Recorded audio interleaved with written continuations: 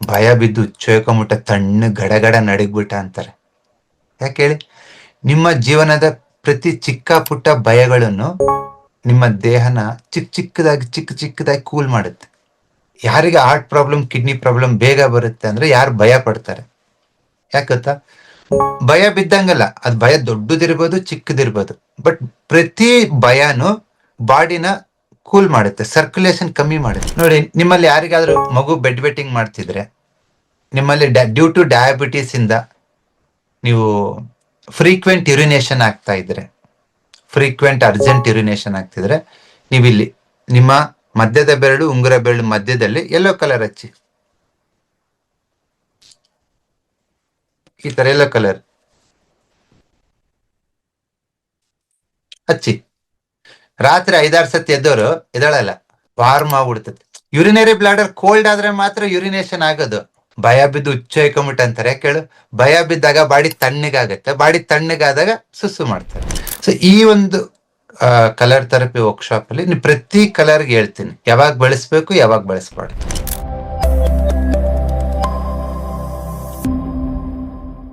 Vibrations ಮತ್ತು ಅದರ frequency variations ಮೇಲೆನೆ ಇದೆಲ್ಲ ನಿಂತ್ಕೊಂಡಿರೋದು. ಸೌಂಡ್ ಆಗಿರ್ಬೋದು, ಕಲರ್ ಆಗಿರ್ಬೋದು, ಈವನ್ ಪ್ರೆಷರ್ ಆಗಿರ್ಬೋದು. ನೀವು ಬಳೆ ಹಾಕೋತಿರಲ್ವಾ, so this is your gynaec part. ಇಲ್ಲಿ ಯುಟೆರಸ್ ಪಾಯಿಂಟ್ ಬರುತ್ತೆ, ಇಲ್ಲಿ ಓವರಿಸ್ ಪಾಯಿಂಟ್ ಬರುತ್ತೆ, ಇಲ್ಲಿ ವೆಜಿನಾ, ಇಲ್ಲಿ ಪೆನಿಸ್, ಇಲ್ಲಿ testicles. So this is your gynaec part. Sound ಇಲ್ಲಿ ಆಗ್ಬೇಕು, ಪ್ರೆಷರ್ ಆಗ್ಬೇಕು ಅಂದ್ರೆ to smoothen your gynaec activities.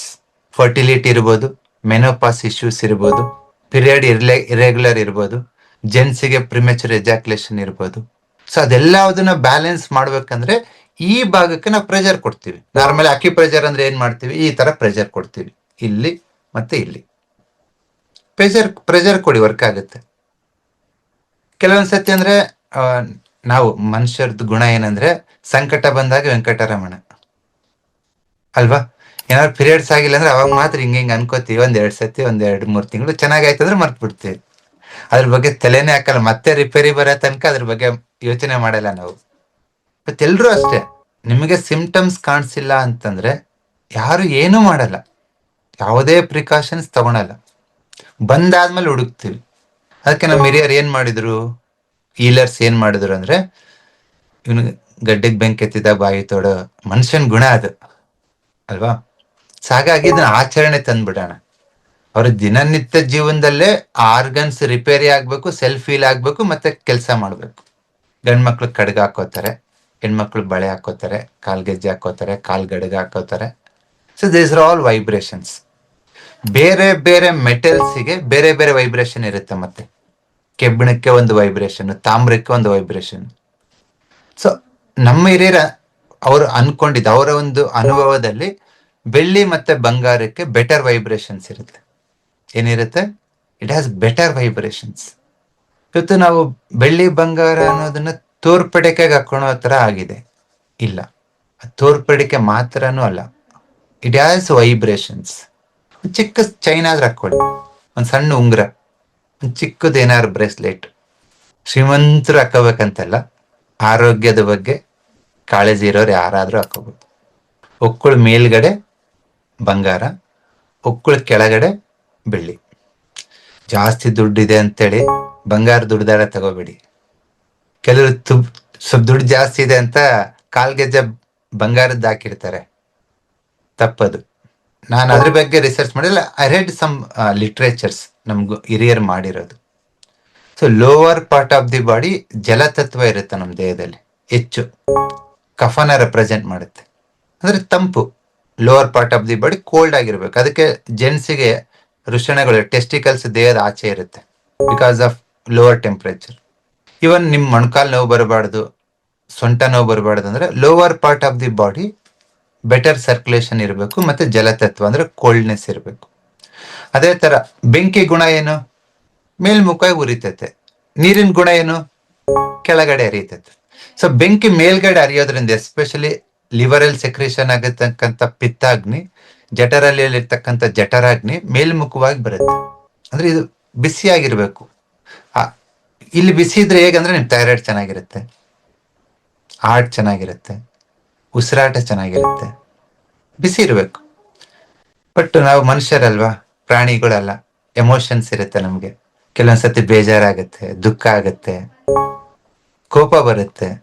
ಅಂತ ಸಮಯದಲ್ಲಿ ಈ especially lungs and art energy low ಆಗುತ್ತೆ, ಅಂದ್ರೆ ಕೋಲ್ಡ್ ಆಗುತ್ತೆ. ಅದು ನಿಮ್ಗೆ ಗೊತ್ತಿಲ್ದೇನೆ ಆಗ್ತಿರುತ್ತೆ. ನೋಡಿ, ತುಂಬಾ ಜನ ಹೇಳ್ತಾರೆ, ಭಯ ಬಿದ್ದು ಚೋಯ್ಕೊಂಬಿಟ್ಟ, ತಣ್ಣ ಗಡಗಡ ನಡಗ್ಬಿಟ್ಟ ಅಂತಾರೆ. ಯಾಕೆ ಹೇಳಿ? ನಿಮ್ಮ ಜೀವನದ ಪ್ರತಿ ಚಿಕ್ಕ ಪುಟ್ಟ ಭಯಗಳನ್ನು ನಿಮ್ಮ ದೇಹನ ಚಿಕ್ಕ ಚಿಕ್ಕದಾಗಿ ಕೂಲ್ ಮಾಡುತ್ತೆ. ಯಾರಿಗೆ ಹಾರ್ಟ್ ಪ್ರಾಬ್ಲಮ್, ಕಿಡ್ನಿ ಪ್ರಾಬ್ಲಮ್ ಬೇಗ ಬರುತ್ತೆ ಅಂದ್ರೆ ಯಾರು ಭಯ ಪಡ್ತಾರೆ. ಯಾಕೆ ಗೊತ್ತಾ? ಭಯ ಬಿದ್ದಂಗಲ್ಲ, ಅದ್ ಭಯ ದೊಡ್ಡದಿರ್ಬೋದು, ಚಿಕ್ಕದಿರ್ಬೋದು, ಬಟ್ ಪ್ರತಿ ಭಯನು ಬಾಡಿನ ಕೂಲ್ ಮಾಡುತ್ತೆ, ಸರ್ಕ್ಯುಲೇಷನ್ ಕಮ್ಮಿ ಮಾಡುತ್ತೆ. ಡೇ ಒನ್ ಇಂದ ಭಯ ಜನಕ್ಕೆ. ಓದ್ಬೇಕಾದ್ರೆ ಎಕ್ಸಾಮ್ ಭಯ, ಅಟೆಂಡೆನ್ಸ್ ಭಯ, ಆಮೇಲೆ ಕೆಲ್ಸದ ಭಯ, ಆಮೇಲೆ ಮದುವೆದ ಭಯ, ಮಕ್ಕಳದ ಭಯ, ಆರೋಗ್ಯದ ಭಯ, ಆಸ್ತಿದ ಭಯ. ಸೊ ಪ್ರತಿ ಭಯನು ಸರ್ಕ್ಯುಲೇಷನ್ ಕಡಿಮೆ ಮಾಡಿದಾಗ ಏನಾಗುತ್ತೆ?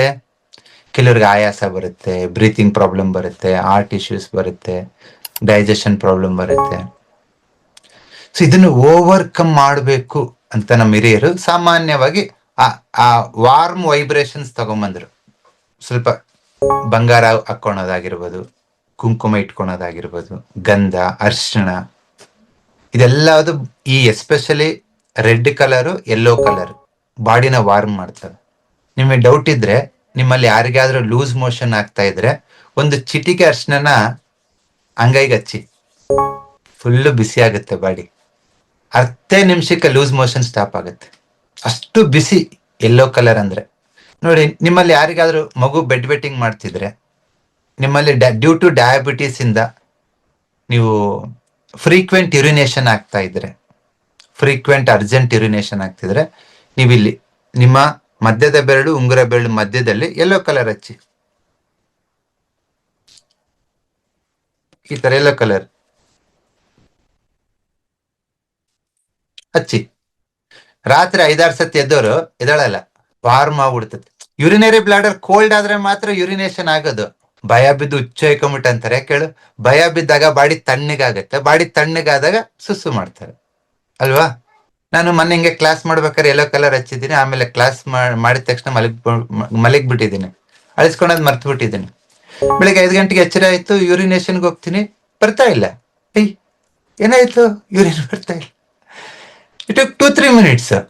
ಆಮೇಲೆ ನೋಡ್ಕೋತೀನಿ, ಕೈಯಲ್ಲಿ ಕೈ ತಗೋ, ಅಯ್ಯೋ ಯೆಲ್ಲೋ ಕಲರ್ ಹೇಳಿದ್ದೀನಿ, ಅಲ್ಲ ಅಂತ. ಸೊ ಇಟ್ಸ್ ವೆರಿ ಪ್ರಿಸೈಸ್ ಆಗಿ ವರ್ಕ್ ಆಗುತ್ತೆ. ಸರ್ ತುಂಬಾ ಬಡವರು ಸರ್, ಯೆಲ್ಲೋ ಕಲರ್ ಬಂಗಾರ ಎಲ್ಲ ಇಲ್ಲ ಅಂದ್ರೆ ಯೆಲ್ಲೋ ಕಲರ್ ಯೂಸ್ ಮಾಡ್ಬೋದು. ಬಂಗಾರನ ಏನಂತಾರೆ?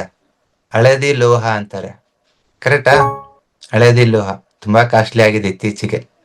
ಸರ್ ಅಂತ ರಾಕೆಟ್ ಏರ್ದಂಗೆ ಏರ್ಬಿಟ್ಟಿದೆ. ಸೊ ಹಳದಿ ಕಲರ್ ಎಲ್ಲೇ ಹಚ್ಚಿದ್ರು ಅದ್ಭುತವಾದ ಒಂದು ವಾರ್ಮ್ನೆಸ್ ನ ಕೊಡುತ್ತೆ ಬಾಡಿಗೆ. ಅದಕ್ಕೆ ನೋಡಿ, ನಮ್ಮ ಗೃಹಿಣಿಯರು ಮನೇಲಿ ಅಮ್ಮಂದಿರು ಪೂಜೆ ಆದ ತಕ್ಷಣ ಅರ್ಶಿನ ಹಚ್ಚುತ್ತಾರೆ. ಯಾಕಾಗಿ ಅಂದ್ರೆ, ಜೀವದ ಜಂಜಾಟದಲ್ಲಿ ಮನೆ ಒಳಗೆ ಮಾಡಿ ಬಾಡಿ ನಿತ್ರಾಣ ಆಗಿರುತ್ತೆ. ಒಂದು ಬಿಸಿ ಬೇಕು ದೇಹಕ್ಕೆ.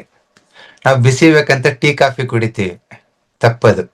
ಅದನ್ನು ಬಿಸಿ ಮಾಡುತ್ತೆ, ಟೀನು ಬಿಸಿ ಮಾಡುತ್ತೆ, ಈ ಯೆಲ್ಲೋ ಕಲರ್ನು ಬಿಸಿ ಮಾಡುತ್ತೆ. ಬಟ್ ಇದಕ್ಕೇನು ಸೈಡ್ ಎಫೆಕ್ಟ್ ಇಲ್ಲ. ಬಟ್ ನಿಮ್ ಟೀಗೆ ಒಂದು 10 ಸೈಡ್ ಎಫೆಕ್ಟ್ ಇರುತ್ತೆ. ಡೇ ಬೈ ಡೇ ನಿಮ್ ಸ್ಟಮಕ್ನ ವೀಕ್ ಮಾಡ್ತಾ ಹೋಗುತ್ತೆ ಟೀ ಕಾಫಿ, ಎಸಿಡಿಟಿ ಕ್ರಿಯೇಟ್ ಮಾಡುತ್ತೆ. ಹಾಗಾಗಿ ಇದು ಅತ್ಯಂತ ಸೇಫ್ ಆಗಿರ್ತಕ್ಕಂಥ ಥೆರಪಿ, ಕಲರ್ ಥೆರಪಿ. ಇದು ಇತ್ತೀಚಿನ ದಿನಗಳಲ್ಲಿ ಯಾರೋ ಸಂಶೋಧನೆ ಮಾಡಿ ನಿಮ್ಗೆ ತಂದಿರೋದಲ್ಲ. ಸಾವಿರಾರು ವರ್ಷಗಳಿಂದ ಇದು ನಮ್ಮ ಆಚರಣೆಯಲ್ಲಿ, ಆಯುರ್ವೇದದಲ್ಲಿ, ನ್ಯಾಚುರೋಪತಿಯಲ್ಲಿ ಇದು ಇದೆ. ನ್ಯಾಚುರೋಪತಿನವರು ಸ್ವಲ್ಪ ಬೇರೆ ತರ ಪ್ರಾಕ್ಟೀಸ್ ಮಾಡ್ತಾರೆ. ಅವ್ರು ಏನ್ ಮಾಡ್ತಾರೆ ಅಂದ್ರೆ, ಮಲಗಿಸ್ಬಿಟ್ಟು ಬೇರೆ ಬೇರೆ ಬೇರೆ ಕಲರ್ ಲೈಟ್ ಬಿಡ್ತಾರೆ. ಗ್ರೀನ್ ಕಲರು, ರೆಡ್ ಕಲರು, ಮತ್ತೆ ಬ್ಲೂ ಕಲರು, ವೈಟ್ ಕಲರ್, ಬೇರೆ ಬೇರೆ ಕಲರ್ ಲೈಟ್ ಬಿಡ್ತಾರೆ ಅವರು. ಸೊ ಅವರು ಎಕ್ಸ್ಪೆರಿಮೆಂಟ್ ಮಾಡಿ ಕಂಡುಕೊಂಡಿರೋದು, ಈ ತರ ಕಲರ್ ಲೈಟ್ ಬಿಟ್ರೆ ಬಾಡಿ ಹೀಲಿಂಗ್ ಆಗತ್ತೆ ಅಂತ. ಸೊ ನಾವ್ ಮಾಡ್ತಿರೋದೇನು ಬಸವಾಕ್ಯೂ ಅಕಾಡೆಮಿನಲ್ಲಿ, ಸೊ ಲೈಟ್ ಬಿಡೋದು ಅದೆಲ್ಲ ತುಂಬಾ ತಲೆನೋವು. ಗಂಟೆ ಲೈಟ್ ನಲ್ಲೇ ಕುತ್ಕೊಳಕ್ ಆಗಲ್ಲ. ಸಿಂಪಲ್ ಆಗಿ ಕಲರ್ ಪೆನ್ಸಿಲ್ ಹಾಕೊಂಡು ಎಲ್ಲಿಗಾದ್ರೂ ಹೋಗಿ 1 ಗಂಟೆ 2 ಗಂಟೆ ಕೈಯಲ್ಲಿದ್ರೆ ಸಾಕು, ನೀವು ರಿಸಲ್ಟ್ ಅನ್ನ ಎಕ್ಸ್ಪೆಕ್ಟ್ ಮಾಡ್ಬೋದು, ಯಾರಾದ್ರೂ ಮಾಡ್ಬೋದು. ಸೊ ಈ ಒಂದು ಕಲರ್ ಥೆರಪಿ ವರ್ಕ್ಶಾಪ್ ಅಲ್ಲಿ ನೀವು ಪ್ರತಿ ಕಲರ್ಗೆ ಹೇಳ್ತೀನಿ ಯಾವಾಗ ಬಳಸ್ಬೇಕು ಯಾವಾಗ ಬಳಸಬಾರ್ದು. ಸೊ ಸುಮಾರು ಜನ ಇಂದಿನ ಕ್ಲಾಸ್ಗಳಲ್ಲಿ ಥಿಯರಿ ಪ್ಲಸ್ ಪ್ರಾಕ್ಟಿಕಲ್ ಅಟೆಂಡ್ ಆಗಿರ್ತಾರೆ. ಈ ಸತಿ ಥಿಯರಿ ಬೇಡ, ಆಲ್ 5 days ಫುಲ್ ಪ್ರಾಕ್ಟಿಕಲ್ ಆಗಿ ಯೋಚನೆ ಮಾಡೋಣ. ಕೆಲವ್ರಿಗೆ ಯೂರಿನ್ ಬರಕ್ ಕಷ್ಟ ಆಗ್ತಿರುತ್ತೆ, ಸ್ಲೋ ಇರ್ತೈತೆ, ಅವ್ರು ಎಲ್ಲೋ ಕಲರ್ ಹಾಕ್ಬಾರ್ದು. ಪದೇ ಪದೇ ಯೂರಿನ್ಗೆ ಹೋಗ್ತಾ ಇದ್ರೆ, ಅರ್ಜೆಂಟ್ ಆಗಿ ಯೂರಿನ್ ಬಂದ ತಕ್ಷಣ ಹೋಗ್ಬಿಡ್ಬೇಕು, ರಾತ್ರಿ ಬೆಡ್ ವೆಟ್ಟಿಂಗ್ ಮಾಡ್ಕೋತಿದ್ರ ಅಂತವರೆಲ್ಲ ಎಲ್ಲೋ ಯೂಸ್ ಮಾಡ್ಬೇಕು. ಸೊ ಈ ತರ ಬೇರೆ ಬೇರೆ ಉದ್ದೇಶಗಳಿಗೆ ನಾವು ಕಲರ್ಸ್ ಯೂಸ್ ಮಾಡ್ತೀವಿ. ಈ ಯೆಲ್ಲೋ ಕಲರ್ಗೆ ಒಂದು 100 ಅಪ್ಲಿಕೇಶನ್ಸ್ ಇರುತ್ತೆ. ಈ ಯೆಲ್ಲೋ ಕಲರ್ನ ಒಂದು 16 ಡಿಫ್ರೆಂಟ್ ಪೀಪಲ್ಗೆ ಅಪ್ಲೈ ಮಾಡಬಾರ್ದು. ಅದನ್ನ ನಾವು ಕಲಿಬೇಕು. And it's a part of our culture, ಬೇರೆ ಏನೂ ಇಲ್ಲ. ನಾವ್ ಇದನ್ನ ಏನ್ ಮಾಡ್ತೀವಿ ಅಂದ್ರೆ ರಿಫ್ಲೆಕ್ಸಾಲಜಿ ಮೇಲೆ ಅಪ್ಲೈ ಮಾಡ್ತೀವಿ. ರಿಫ್ಲೆಕ್ಸಾಲಜಿ ಅಂದ್ರೆ ಏನು? ದೇಹದ ಪ್ರತಿಬಿಂಬ. ನೀವು ಕನ್ನಡಿಯಲ್ಲಿ ನೋಡ್ಕೊಂಡ್ರಿಗಿನಾಗಿ ಕನ್ನಡಿ ಒಳಗಡೆ ಒಂದು ಪ್ರತಿಬಿಂಬ ಇರುತ್ತೆ. ನಿಮ್ಮ ದೇಹ ಅಲ್ಲಿ ಅಚ್ಚೊತ್ತಿರುತ್ತಲ್ವಾ, ಅದೇ ತರ ನಿಮ್ಮ ದೇಹದ ಬೇರೆ ಬೇರೆ ಆರ್ಗನ್ಸ್ ಮೇಲೆ ರಿಫ್ಲೆಕ್ಸ್ ಆಗಿರುತ್ತೆ. ಫಾರ್ ಎಕ್ಸಾಂಪಲ್ ಬೆರಳು, ಇದು ದೇಹದ ರಿಫ್ಲೆಕ್ಸ್ ಅಂತ ತಗೋತೀವಿ. ಈ ಬೆರಳು, ಈ ಬೆರಳಲ್ಲಿ ಏನಿದೆ? 3 ಭಾಗ ಇರುತ್ತೆ: ತಲೆ ಭಾಗ, ಎದೆ ಭಾಗ, ಹೊಟ್ಟೆ ಭಾಗ.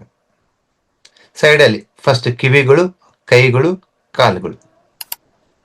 ಇದು ದೇಹದ ಹಿಂಭಾಗ, ಇದು ದೇಹದ ಮುಂಭಾಗ. ಇದು ಕತ್ತು, ಇದು ಡಯಾಫ್ರಮ್, ಇದು intestine, anus point and gynaec point.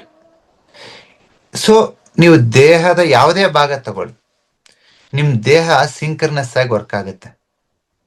ಅಂದ್ರೆ ನಿಮ್ಮ ಈ ಬೆರಳಲ್ಲಿ ಇರ್ತಕ್ಕಂಥ ಸೆಲ್ಸ್ ಇರ್ತಾವಲ್ವಾ, ಇದು ಉಳಿದ ಸಾವಿರಾರು ಲಕ್ಷಾಂತರ ಕೋಟ್ಯಾಂತರ ಸೆಲ್ಸ್ ಇರ್ತಾವಲ್ಲ ಬಾಡಿನಲ್ಲಿ, ಅದು ಕನೆಕ್ಟ್ ಆಗಿರುತ್ತೆ. ನೀವು ದೇಹದ ಯಾವುದೇ ಭಾಗ ತಗೊಳ್ಳಿ, ಅದು ಇನ್ನೊಂದು ಭಾಗಕ್ಕೆ ಕನೆಕ್ಟ್ ಆಗಿರುತ್ತೆ.